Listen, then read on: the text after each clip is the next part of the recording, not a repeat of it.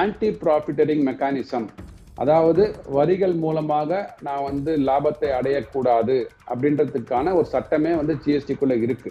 நம்ம இப்போ பொங்கலை சாப்பிட்றோம், ஒரு சின்ன கடையில் வந்து இதுக்கு வச்சுக்கோம், அவன் டேர்ன் ஓவரே இப்போ தான் ஆரம்பிச்சிருக்கிறாங்க, அவன் ஜிஎஸ்டி வரம்புக்குள்ளேயே வரவில்லை அப்படின்னா அவன் ஜிஎஸ்டி சார்ஜ் பண்ண மாட்டாங்க. இதையே நீங்கள் வந்து ஒரு பெரிய ஒரு 5 ஸ்டார் ஹோட்டலில் போய் சாப்பிட்றீங்க அப்படின்னா, ஒரு பொங்கல் சாப்பிட்டீங்கன்னா அதில் வந்து 18% வரி விதிப்பார்கள். ஒரே பொங்கல் தான், நம்ம எங்கே சாப்பிட்றோம், யார் விற்கிறாங்கன்றதை பொறுத்து இருக்கு. இப்போ நீங்கள் சொல்கிற மாதிரி அந்த ரேட்டை குறைச்சாங்களோ இல்லை இது 0 பண்ணிட்டாங்களோ அப்படின்னா மாநிலங்களுக்கு வரி இழப்பு ஏற்படும். தமிழக பல்ஸ், இது தமிழ்நாட்டின் நாடி துடிப்பு. இந்த பொருட்களை வந்து ஒரு இடத்துல இருந்து இன்னொரு இடத்துக்கு நம்ம டிரான்ஸ்போர்ட்டேஷன் அப்படின்னு செய்யும் போது இதுல புதுசா இப்போ இவே பில்ஸ் அப்படிங்கிற ஒரு கான்செப்டை கொண்டு வந்திருக்காங்க. ஸோ இந்த பொருட்களானது இந்த ஜிஎஸ்டி, இந்த இவே பில், இது எல்லாமே சேம் லிங்கா வருதா, ஒண்ணுக்கு ஒண்ணு இன்டர் லிங்கா, நம்ம ஸ்டாக் கரெக்டா இருக்குங்கிறத செக் பண்ணிக்கிறதுக்கான ஒரு வழிமுறைகளா சார் இது? ஏன்னா வந்த பொருளுக்கு தான் வியாபாரி வந்து பில் போட்டிருக்காரா, இல்லைன்னா பொருளே வராம வியாபாரி பில் போடுறாரா அப்படிங்கிற பாக்கிறதுக்கான வழிமுறையா சார் இந்த இவே பில் அதெல்லாம்? ஆமா, அதாவது முன்னாடி பாத்தீங்கன்னா இந்த நிறைய வந்து செக் போஸ்ட் இருக்கும். ஸோ சென்ட்ரல் எக்ஸைஸ்க்குன்னு ஒரு செக் போஸ்ட் இருக்கும், சேல்ஸ் டேக்ஸ்க்குன்னு ஒரு செக் போஸ்ட் இருக்கும். உங்களுக்கு தெரியும், நம்ம இந்த பெருசாக இந்த ஆந்திரா பார்டர்லாம் பார்த்தீங்கன்னா, கர்நாடகா பார்டர்லாம் ட்ரக்கெல்லாம் பார்த்தீங்கன்னா ஒரு அரை நாளுக்கு ஒரு லைன் கட்டி நின்றுட்டு இருப்பாங்க. அங்கே வந்து செக் போஸ்ட் ஆஃபீஸர்ஸ் வந்து செக் பண்ண அவங்க வண்டியில் வந்து கரெக்டாக இருக்கா, பில்லெல்லாம் கரெக்டாக எடுத்துன்னு போகிறாங்களா, ஒரே பில்லை கூட எடுத்துகிட்டு போவாங்க அவங்க.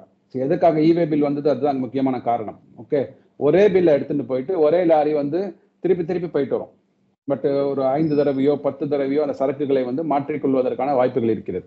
ஓகே, ஸோ அதெல்லாம் களையப்பட வேண்டும். இன்னொன்று வந்து லாஜிஸ்டிக்ஸை வந்து ரொம்ப ஈஸியாக எடுத்துகிட்டு போகணுன்றதுக்காக என்ன பண்ணாங்கன்னா, இப்போ மேனுஃபேக்சரரோ யார் வந்து அந்த ஜிஎஸ்டி பொருட்களை வந்து விற்கிறாங்களோ அவங்க சிஸ்டத்துலேருந்து அவங்க இவே பில் ஜென்ரேட் பண்ண முடியும்.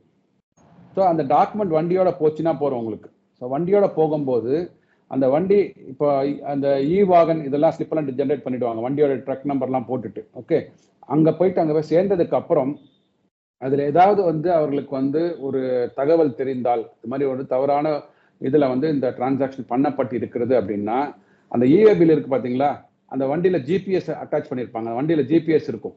அந்த ஜிபிஎஸ் வந்து கரெக்டாக இந்த இடத்துலேருந்து இந்த இடத்துக்கு தான் அந்த ட்ராவல் ஆகிருக்கு அப்படின்றத வந்து நம்மளால் கண்டுபிடிக்க முடியும். ஸோ கண்டுபிடிக்கும் போது இப்போ வந்து மெட்ராஸ்லேருந்து சென்னையிலேருந்து மகாராஷ்டிரா மும்பைக்கு வந்து வண்டி போயிருக்குன்னா வண்டி போன பாதையை வந்து ட்ராக் பண்ண முடியும் ஜிபிஎஸ் மூலமாக. ஸோ இவே பில் வந்து கரெக்டாக நம்ம இங்கே ஜென்ரேட் பண்ணி கொடுக்க முடியும், அங்கே வந்து அவர்களால் அதை வந்து ரிசீவ் பண்ணிக்க முடியும். இன்னொன்று, இந்த ஜிஎஸ்டிஆர் 1ன்னு சொல்லுவோம், இந்த சேல்ஸ் விற்கிற சேல்ஸ்க்குலாம் ரிட்டர்ன் ஃபைல் பண்ணுறது, அவங்களுக்கு வந்து இன்புட் கிரெடிட் கிடைக்கும். அதில் அதாவது அவங்க வந்து அவங்களுக்கு இன்புட்டாக தெரிவிக்கும் போது இங்கே என்ன டேக்ஸ் இவங்க வந்து கலெக்ட் பண்ணினாங்களோ அது அவர்களுக்கு வந்து இன்புட் டேக்ஸாக கிடைத்து அதை அவங்க வந்து கஸ்டமர்கிட்ட பே பண்ணுற டேக்ஸ் இருக்குல்ல, இப்போ கஸ்டமர் கலெக்ட் பண்ண டேக்ஸ் அதை குறைத்து சென்ட்ரல் கவர்மெண்ட்ல கட்டுறதுக்கோ இல்லை ஸ்டேட் கவர்மெண்ட்ல கட்டுறதுக்கோ வந்து அதற்குண்டான வழிமுறை வந்து ஆட்டோமேட்டிக்காக அவங்க ரிட்டர்ன் ஃபைல் பண்ணும் போது, அவங்களோட சேல்ஸ் டேக்ஸ் ரிட்டர்ன் ஃபைல் பண்ணும் போது ஆட்டோமேட்டிக்காக அவங்களுக்கு வந்து குறைய ஆரம்பிக்கும். ஸோ அந்த குறையும் போது பார்த்தீங்கன்னா இந்த இவே பில் 3-வே மேப்பிங் சொல்லுவாங்க. இவர்கள் வித்தது, இவே பில் மூலமாக அவங்களுக்கு போனது, அவங்க ரிட்டர்ன் ஃபைல் பண்ணது, இது மூணுத்தையும் நம்ம வந்து 3-வே மேப்பிங் மூலமாக பார்க்க முடியும். ஸோ அதனால பார்த்தீங்கன்னா இந்த மூவ்மெண்ட் ஆஃப் குட்ஸ் இந்த இவே பில் வந்ததுனால இது தடுக்கப்படுகிறது. சார், நீங்க சொல்வதை பார்க்கும்போது ஒரு நபர் ஒரு பொருளை வித்தாரே என்றால் அவர் வந்து இன்புட் டாக்ஸ் எடுக்க முடியும், இன்புட் டாக்ஸ் கிரெடிட் எடுக்க முடியும் அப்படின்னு சொல்றீங்க. அப்ப வந்து ஒரு ஒரு ஒரு அதாவது ஒரு பிசினஸ் மேன், அதாவது இந்த பொருள் வந்து விலை ஏறிடுச்சுங்க, ஏன்னா ஜிஎஸ்டி வந்துருச்சு அதனால விலை ஏறிடுச்சு அப்படின்னு சொல்லி கஸ்டமர் கிட்ட விற்கிறது வந்து ஒரு அதாவது அவருக்கு இன்புட் டாக்ஸ் கிரெடிட் கிடைச்சாலும் கூட இந்த மாதிரி சொல்லி விற்கிறது வந்து அந்த ஜிஎஸ்டி மேல இன்னும் ஒரு அதிருப்தியை ஏற்படுத்துதா? இல்ல, அது அதிருப்தியை ஏற்படுத்தக்கூடாது என்பதற்காக ஆன்டி ப்ராஃபிட்டரிங் மெக்கானிசம், அதாவது வரிகள் மூலமாக நான் வந்து லாபத்தை அடையக்கூடாது அப்படின்றதுக்கான ஒரு சட்டமே வந்து ஜிஎஸ்டிக்குள்ள இருக்கு.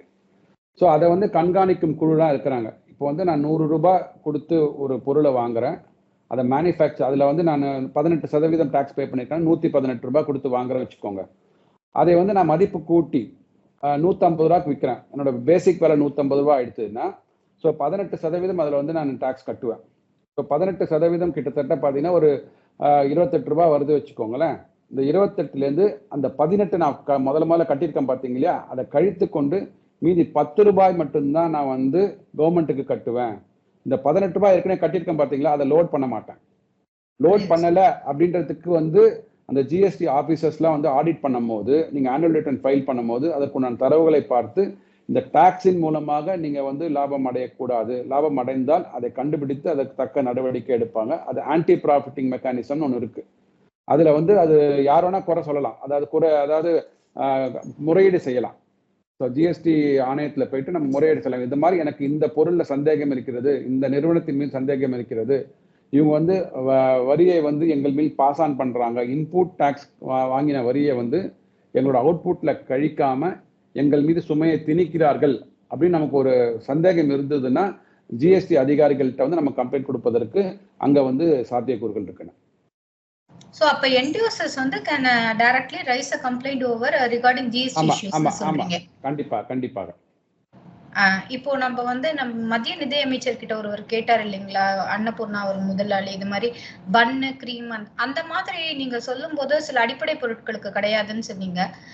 இது எப்படி சார் ஒரே விஷயம் ஒண்ணு சேர்க்கறதுனாலே அதுக்கு வந்து வரி ஏத்துறாங்க அப்படிங்கும் போது அதை எப்படி அவங்க விற்பாங்க? வரி ஏத்தின வரியோட விற்பாங்களா இல்ல வரி ஏத்தாம பன்னுக்கு மட்டும் கொடுப்பாங்களா? எப்படி சார் அதை பண்ணுவாங்க?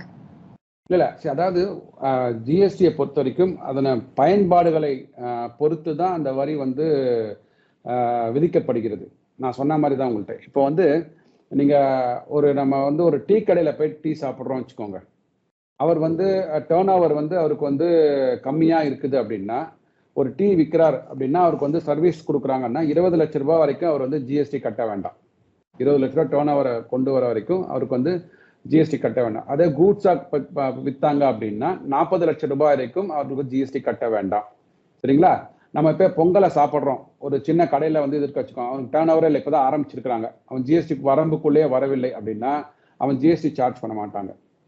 இதையே நீங்கள் வந்து ஒரு பெரிய ஒரு 5 ஸ்டார் ஹோட்டலில் போய் சாப்பிட்றீங்க அப்படின்னா, ஒரு பொங்கல் சாப்பிட்டீங்கன்னா அதில் வந்து 18% வரி விதிப்பார்கள்.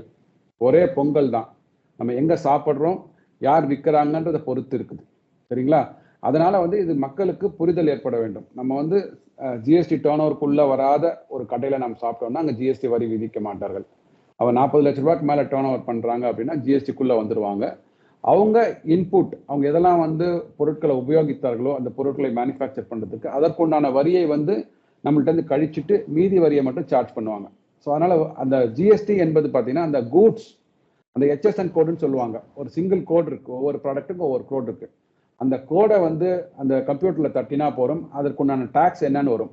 நீங்கள் கூட இப்போ நாளைக்கு நீங்கள் ஏதாவது ஒரு கடையில் போயிட்டு ஒரு பொருள் வாங்குறீங்க அப்படின்னா அந்த ரசீது கொடுக்குறாங்க இல்லைங்களா, உடனே அவங்க மொபைல் எடுத்து அங்கே HSN கோடுன்னு ஒன்று போட்டிருப்பாங்க.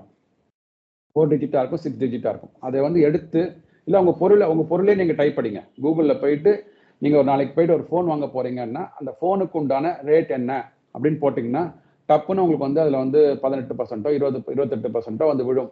அவங்க கரெக்டாக சார்ஜ் பண்ணிருக்காங்கன்னு நீங்கள் செக் பண்ணிக்கலாம். நீங்கள் வந்து இதை பார்க்கின்ற நேயர்கள் கூட இனிமேல் நாளையிலேருந்து ஏதாவது ஒரு பொருள் வாங்குறீங்க அப்படின்னா அந்த நிறுவனம் கரெக்டான வரி தான் விதிக்கிறாங்கன்றதை பார்க்கறதுக்கு அந்த ரசீதில் உள்ள இன்வாய்ஸில் உள்ள HSN கோடை வந்து கூகுளில் சர்ச் பண்ணி அடித்து கரெக்டான ரேட் தான் சார்ஜ் பண்ணுறாங்கன்னு பார்த்துக்கலாம். நம்ம சார் நீங்க இப்படி சொல்லும் போது நிறைய விஷயம் புரியுது. ஜிஎஸ்டி வந்து பலதரப்பட்ட வரிகளுக்கு மாற்றாக ஏற்பட்ட ஒரே சிங்கிள் வரி, அதுவும் இன்னும் சொல்ல போனா பலதர வரிப்பட்ட வரிகள் வந்து கொஞ்சம் கூடுதலா இருந்த நேரத்துல இதெல்லாம் கம்மி பண்ணி 28% கொண்டு வந்திருக்காங்க. எல்லா பொருளையும் கலெக்டிவா ஒவ்வொன்றுக்கும் ஒவ்வொரு ரேட் வாரியா பிரிச்சு அப்படின்னு சொல்லியிருக்கீங்க, பயன்பாடு வாரியா பிரிச்சுன்னு சொல்லியிருக்கீங்க. ஆனா இந்த ஜிஎஸ்டியை பற்றிய புரிதலை, சரியான ஒரு கரெக்ட் மெசேஜ் வந்து இன்னும் மக்கள் கிட்ட மத்திய அரசு கரெக்டா சேர்க்கலையோ அப்படிங்கிற ஒரு எண்ணம் இருக்கா சார்? இல்லை, மத்திய அரசு சேர்த்து கொண்டு இருக்கிறார்கள். ஆனால் என்றைக்குமே வந்து ஒரு நெகட்டிவ் இதுதான் வந்து ரிசல்ட் தான் வந்து மக்கள்கிட்ட வந்து உடனே போய் சேருங்க. ஒரு நல்ல விஷயம் வந்து நம்ம கற்றுக்கிறதுக்கு வந்து நாளாகும், கெட்ட விஷயம் வந்து டப்புன்னு போய் ரீச் ஆகிடும். இப்போது நான் சொல்கிற விஷயங்கள் எல்லாமே வலைதளங்களில் இருக்குது. நீங்கள் மத்திய அரசு உங்களை வந்து ஏமாத்துது, வஞ்சிக்கிறது, தமிழக சொல்கிறாங்க இல்லையா, தமிழக அரசு என்ன சொல்கிறாங்கன்னா எங்களை வஞ்சித்து விட்டது மத்திய அரசாங்கம் அப்படின்னா, நீங்கள் 2 பேரையும் நம்ப வேண்டாங்க. மத்திய அரசாங்கத்தையும் நம்ப வேண்டாம், மாநில அரசாங்கத்தையும் நம்ப வேண்டாம். நீங்கள் வந்து ஜிஎஸ்டி எப்போ வந்தது, அது வந்ததுனால நமக்கு என்ன பயன்கள் அப்படின்னு சொல்லிட்டு நீங்கள் போட்டு பார்த்தீங்கன்னா நான் சொன்ன மாதிரி இந்த காஃபிக்கு வந்து ஜிஎஸ்டிக்கு முன்னாடி என்ன வரி வந்தது, இப்போ என்ன வரி இருக்கு, நீங்கள் நெட்டில் போய் டவுன்லோட் பண்ணி பாருங்க, இன்ஃபர்மேஷனை பாருங்க, அதில் கரெக்டாக தெரியும், தரவுகள் தெரியும். இப்போ என்ன ஆச்சுன்னா, இப்போ உங்களுக்கு நல்ல ஒரு எப்படி நரேட்டிவ் செட் ஆகுதுன்னு சொல்கிறேன் பாருங்களேன். யாராவது ஒரு இன்சூரன்ஸ் அசோசியேஷன் நிதின் கட்கரி ஐயாட்ட போயிட்டு இது சொல்லியிருக்கிறாங்க, இது மாதிரி எங்களுக்கு வந்து இன்சூரன்ஸில் வந்து வரி விலக்கு கொடுங்க அப்படின்னு இருக்காங்க. சரி, எனக்கு பொறுத்த வரைக்கும் பாரதிய ஜனதா அரசியல் தாண்டி பேசுவோம். பாரதிய ஜனதா கட்சி என்பது ஒரு ஜனநாயக கட்சி, ஜனநாயக முறைப்படி நடக்கிற கட்சி. அவர் என்ன பண்ணியிருக்காருன்னா, அவங்களோட அசோசியேஷனில் அவங்க அசோசியேஷன்லேயும் கொடுத்துருக்குறாங்கன்னு நேராக வந்து நிர்மலா சீதாராமன் மேடம்க்கு சொல்லியிருக்கிறாரு, இது மாதிரி நீங்கள் பார்க்கலாமே அப்படின்னோடனே அவங்களும் சரி பார்க்குறேன்னு சொல்லியிருக்காங்க. அது இப்போ இந்த ஜிஎஸ்டி கவுன்சில் நடந்து முடிந்த ஜிஎஸ்டி கவுன்சிலில் வச்சிருக்கிறாங்க, அது ஃபிட்மெண்ட் கமிட்டிக்கு ரெஃபர் பண்ணியிருக்கிறாங்க. இது என்னவோ வந்து இன்னைக்கு தான் வந்து இன்சூரன்ஸ் ப்ராடக்ட்ல வந்து ஜிஎஸ்டி போட்ட மாதிரியும், ஜிஎஸ்டி வருவதற்கு முன்னாடி டாக்ஸே இல்லாத மாதிரியான ஒரு நெரேட்டிவ் வந்து செட் பண்றாங்க. இப்போ எதிர்கட்சிகள் என்ன சொல்லணும் அப்படின்னா, சார் ஜிஎஸ்டி வரதுக்கு முன்னாடி 15% இன்சூரன்ஸ்க்கு வந்து டாக்ஸ் பண்ணிட்டு இருந்தோம் சர்வீஸ் டாக்ஸ்ல. ஜிஎஸ்டி வந்ததுக்கு அப்புறம் அது 18% உயர்ந்து இருக்கிறது. இந்த 3% உயர்ந்ததுக்கு வந்து நம்ம ஜஸ்டிபிகேஷன் கொடுத்துருப்பாங்க இப்போ ஃபிட்மெண்ட் கமிட்டியில. அதை திருப்பி மறுபரிசீலனை செய்ய முடியுமா?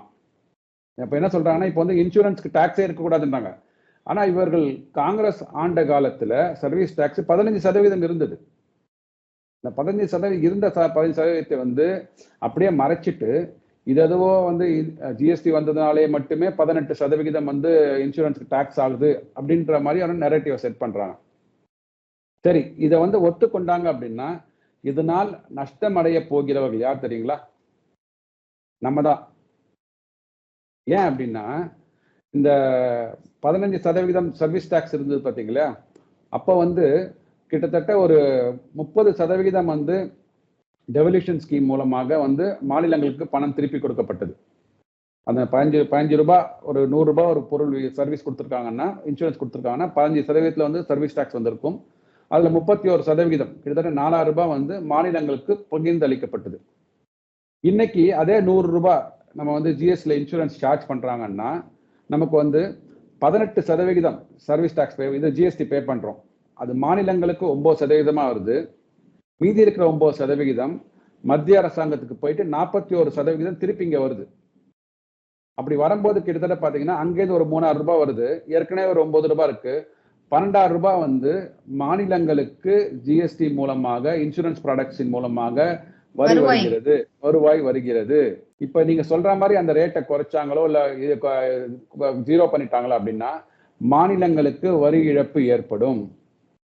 வரி இழப்பு ஏற்பட்டதுன்னா அதை எப்படி சரி செய்யணும்னு நீங்க சொல்லணும் இல்லைங்களா?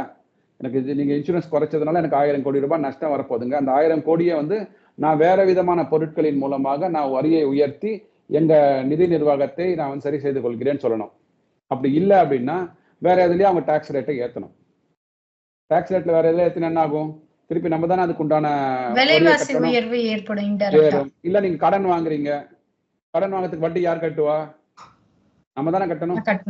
9% 10% வட்டி வாங்க போறாங்க அவங்க, நம்ம தானே கட்ட போறோம். நம்ம எண்ட் ஆஃப் த டே மக்களாகிய நம்ம தான் வந்து எல்லாத்துக்கும் வந்து பே பண்றோம். அது வரியாக இருக்கட்டும், வட்டியாக இருக்கட்டும், எதுவாக இருந்தாலும் சரி.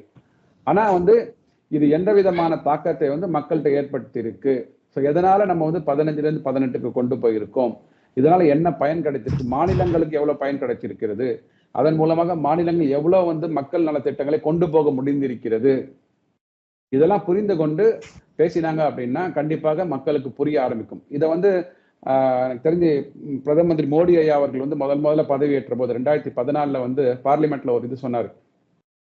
ஒரு கிளாஸ்ல தண்ணியை காமிச்சிட்டு ஒருத்தர் சொன்னாங்களாம், இது வந்து கிளாஸ்ல வந்து பாதி தண்ணி இருக்குன்னாராம், இன்னொருத்தவங்க வந்து பாதி காலியா இருக்கு அப்படின்னாங்களாம். இன்னொருத்தர் என்ன சொன்னாருன்னா, பாதி தண்ணி இருக்கு மீதி பதில காற்று இருக்கிறது அப்படின்னாராம். உண்மைதானே அது? ஸோ காற்று தானே அந்த வெற்றிடத்தை நிரப்பி இருக்கு.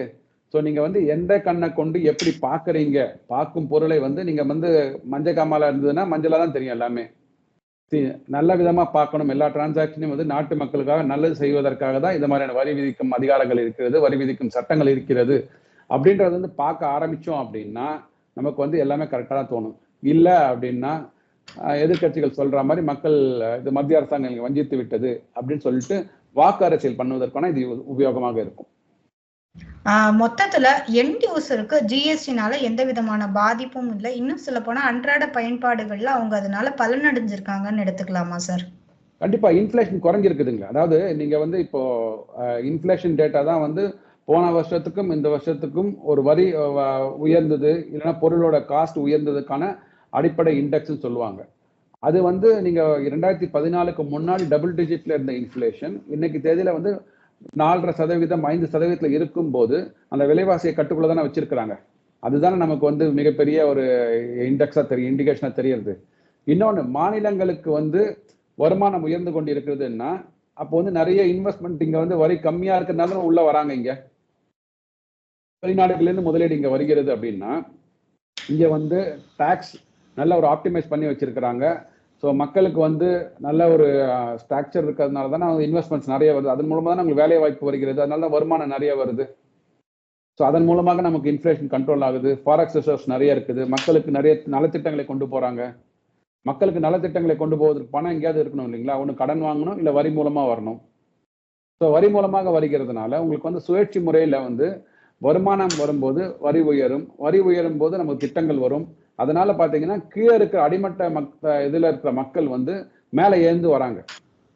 குறிப்பா சொல்ல போனா 25 கோடி மக்கள் வறுமை கோட்டிற்கு மேல வெளில வந்திருக்கிறாங்க நித்தி ஆயோக் ரிப்போர்ட் படி ஒரு 6 மாதத்திற்கு முன்னாடி. இதெல்லாம் எப்படி சாத்தியமாச்சு? 24.82 கோடி மக்கள் வறுமை கோட்டிலிருந்து மேல வந்திருக்கிறாங்க, மீண்டெழுந்து வந்திருக்கிறார்கள். எப்படி சாத்தியமாச்சு? மத்திய அரசாங்கம் செயல்படுத்தின திட்டங்கள்னால தானே, உருவாக்கின வேலை வாய்ப்புகள்னால தானே. இதெல்லாம் ஹோலிஸ்டிக்கா பார்க்கும்போது இதனோட பயன்பாடுகள் நமக்கு தெரிய ஆரம்பிக்கும். சார் ரொம்ப நன்றி சார்.